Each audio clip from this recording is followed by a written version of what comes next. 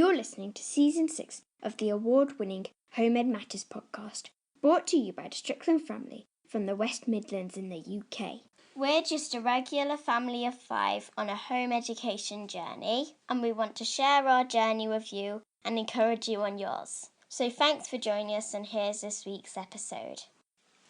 Well, hi everybody. Hello. Welcome to Home Ed Matters podcast. Season 4. No, season 6. Season 6, sorry. Episode 4. Episode 4. We got the seasons and the episodes mixed up. Yeah. Welcome back. Thank you for joining us again. Yeah. We've got Mirabelle here too. Yeah. You can say hello, Mirabelle. Hello. So Mirabelle's helping us do this week's episode. Yeah. Which is also squishing me. Now, if you listened to our last episode, Yeah. it had a lot of outside recordings, didn't it? Yeah. Because we'd had a fantastic time in. Come on. But these last 2 weeks, we've not been away. Yeah. Well, I've been away. I had to go away with work. Yeah. But you've been around, so it's a bit more of a counterpoint to our adventure weeks. Yeah. I thought you were in the toilet with me. No, I went away with work, pal. I wonder where you are. Yeah. Anyway, it's been a very special week for me this week. Why is that? Because you're 40 now. I had the small matter of a significant birthday. And so actually this weekend, we did something very, very special. We watched all of the Star Wars films, apart from the first 3. Well, yeah, so we had a Star Wars movie marathon. Yeah. What was the order that we started in? It was like Rogue One. Yeah, Friday night. And then Saturday, episodes 4, 5, and 6. which are the original trilogy. Yeah. And then today, we've got Flo here as well, our cat. We've got a bit of a dribbly nose, Flo. And then today, which is a Sunday, we watched episodes 7 and 8. 7 and 8, yeah. Which are the new ones. What did you notice, having watched like them all back to back? Any parts of the story that jumped out that you hadn't noticed before? The Stardust thing in Rogue One. Yeah, that was pretty And good. that there was no Blue Squadron in the next films. Yeah, so Blue Squadron. Mirabelle, stop fiddling with that. Mirabelle is sneakily playing with things in your bedroom. Yeah, so Blue Squadron sacrificed themselves in the beginning of Rogue One. And then what I noticed was that the snow speeders in The Empire Strikes Back were Rogue 2 onwards. Yeah. Because we all know the original Rogue One. Yeah. What else did jumped out to me? I know what jumped out to me. Yeah. That there was like I had never ever noticed before that Han Solo and Indiana Jones are the same. The same actor, yeah. Yeah, and I also never noticed that all the people on the like Star Wars planet got blown up. For the First Order in Rogue One. In Rogue One, I know. Yeah, they all sacrificed themselves. That's why it's a powerful story. Yeah. So I thought they lived on. It's been a bit of a zombie weekend because we've spent a lot of time watching films, but we did.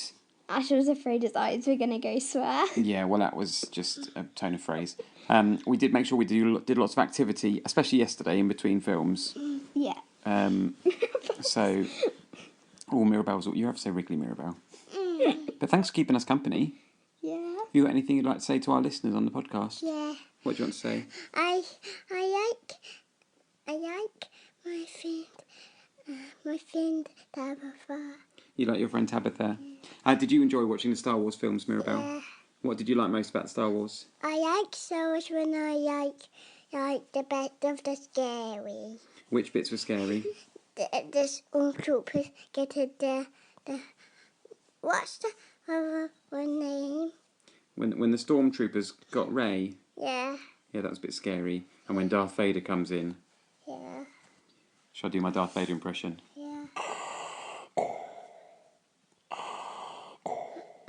You know these feelings within you are true. Daddy spent loads of time practicing them. Yeah, so we did our Star Wars movie marathon, so that was very good. Yeah. We enjoyed that a lot. We come out the other side, So that's a once-in-a-decade experience. Yeah. And what had Mummy bought me as my special birthday present?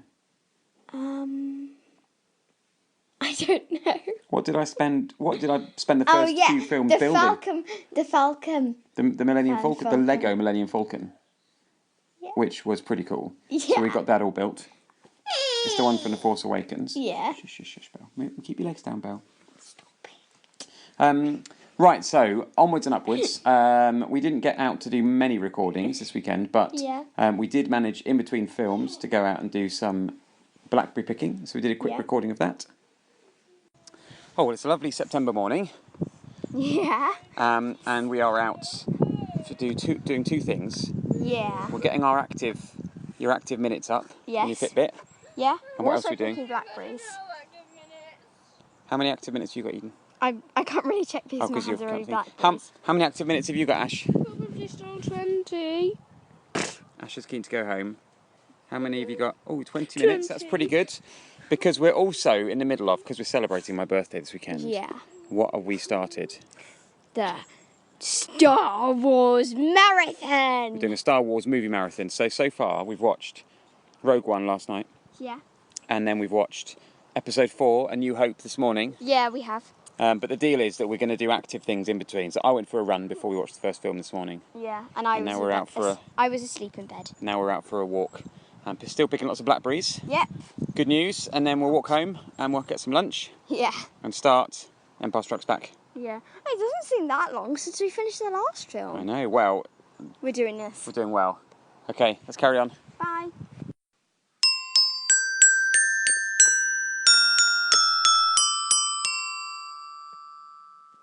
You're listening to the Home in Matters podcast. But today's been a bit rainier. Yeah. So we couldn't really do so much, could we? No, I've only got 35 on my active minutes. Yeah, so you've been tracking your active minutes. On my watch. The aim to get up to an hour every day. But today you've only managed to do 37. But not bad considering it's been a really rainy day. Yeah. So we'll do some more tomorrow. Yeah. What shall we talk about? Shall we talk about Japan? Because I noticed you'd been making a special Japan poster. Yeah. So tell me all about that. Well, I was making a Japan poster for our Think Mirabelle. Stop playing with that. Why didn't you play with the Polly Pockets? Yeah. Oh, good distraction. Yeah. Right, so you were making a Japan poster. And I was doing one of like the different festivals. So I had 2 July ones and 2 ones from August. So they celebrate different festivals in Japan. Yeah. And that's what you're putting in your poster. Can you tell us about some of them festivals? Well, some of the festivals, like, I can't remember the name of it. I think it's called something like Ardun or something. But they have a festival of dancing during the 3 days. Oh, wow. What kind of dancing do they do? Different, like, different styles. And museums do daily performances of different things. Okay, so kind of like traditional Japanese dancing as well as other ones. Okay, what are some of the other kind of festivals that they have, celebrations? They have, like, one where they go into this little seaside town has a big celebration. Seaside city, I mean, has a big celebration of where, like, mythical beasts go down the streets and stuff. Oh, so right. What kind of mythical beasts? Like dragons and unicorns and the 12, ones where if you were born in the year of the pig, then... Oh, okay, yeah. Yeah. So the 12 animals from their signs of the zodiac. Yeah. And that kind of thing. Okay. And I also printed out some pictures of the Japanese flag and Japanese lanterns and stuff. So what spurred your interest in Japan this time around? No, I just like doing it, to be honest. They're very, like, colourful, and also in Japan is where all the martial arts are, and it's very pretty there. So Yeah, that's cool. So in other news, are we still doing Egypt? Yes, we are. So what are some of the stories you've been reading about Egypt? Well, we're reading Cat of Bubastes. Okay. Which I may have said before. Yeah, I might have said that. Yeah. How are you getting on with your sarcophagus? Have you done any more plaster of Paris or anything like that? We're trying to figure out which who is the sarcophagus for in the Egyptian mystery. Okay, so you're following through the mystery. And so we're going to do like the walls of the tomb and stuff. Okay, that's quite exciting. Yep. And then in a few weeks we're moving on to Roman times. Romans. Well, that's all very exciting. Yeah. And some of the practical things you've been doing this week. You've been doing more baking from our Harry Potter cookbook. So what did you bake yesterday? I baked some rock cakes. Hagrid's rock cakes. Yeah. What was different about making those to making other types of cakes that you've made? You have to you don't shape them or anything. You just put them on the tray and just gloop out the bits. Okay. And also I added raisins. Good descriptive word. Gloop. Yeah, I added raisins, and I have not added raisins to any of the other cakes before. Okay. So, you seem to be baking like every weekend. Basically. Do you bake more than that as well? Yeah, sometimes I bake in the week. I like doing baking. Well, that's all quite good and practical. Yeah. And obviously, since the school's gone back, lots of your clubs have started again. Yay! So, how's drama going? Really good. We're learning how to do convincing arguments and pulling of the hair and stuff, which actually don't hurt. Okay. Yeah. And because your grandma had been to the Charlie Chaplin Museum, she came back with a special clapperboard, which is like they used at the beginning of the old films. Yeah. But Mummy said you knew what all the different bits were on it and what they meant. I do. So, what are some of the bits on the clapperboard? So they've got the usual date and things, and who the director is and what movie it is. But they've also got rolls, so they've got different camera rolls. So if you're on camera roll 1, then you would put a 1. But however many rolls you get through, then camera rolls, it might just be of one take. So the scene is say the scene was climbing up a ladder and dramatically falling off.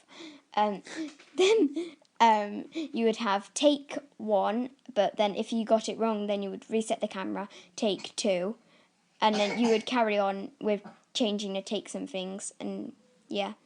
And Tim said one time he got through 5 camera rolls doing 1 take. Right. Well, that's good. That's good learning from your drama class. Yeah. And my present from your grandma was a box set of Charlie Chaplin films. Yeah. So we're going to watch those because they are historic. He was the master of comedy in the early days of cinema. Is he still now? Well, there's still amazing films, so we're going to watch some of those. Because you've been watching the Norman Wisdom. Some of the Norman Wisdom kind of slapstick stuff was based on Charlie Chaplin. And you'll notice, actually, so Justin on CBeebies, he takes a lot of inspiration from, Charlie Chaplin, the way he used his body and everything like that. So, Which Justin, Mr. Tumble and Justin are the same person. Yeah, exactly. So, and then, Giggle Biz and stuff. A lot of his characters... I know, but I do think it's quite funny. Yeah. So, okay, so you've had drama. You haven't had much choir. Because we only had 1 week of it. Yeah, and your other different groups. Oh, how's dance going? Oh, dance is going really good. Amber's teaching us how to do big kicks-ups. So this is like urban street dance type stuff? Yeah, and we might be doing some ballet stuff because most people there, Jess does ballet and so does Lucy. Oh, well, that's good stuff to do. Yeah. So that's all pretty good. Mm-hmm.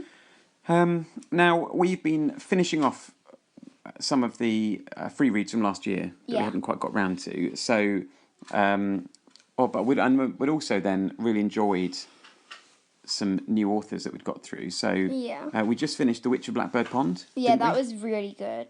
So that was set in Puritan America, and all about. Okay, you go and play downstairs then, Belle. See you in a bit.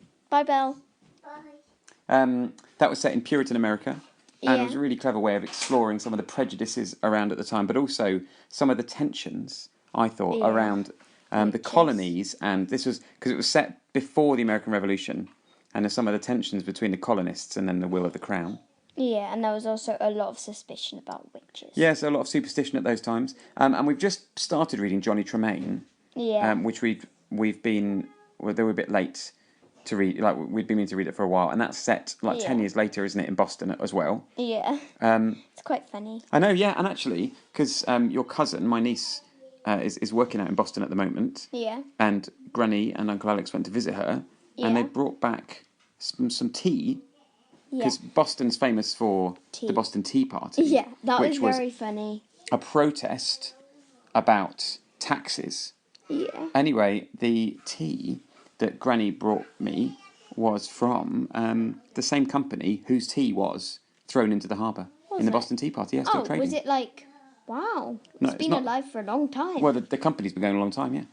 Pretty good, hey? Like 300 years. Yeah. So, we've got a bit of background noise, but that's just adding to the vibe. Yeah.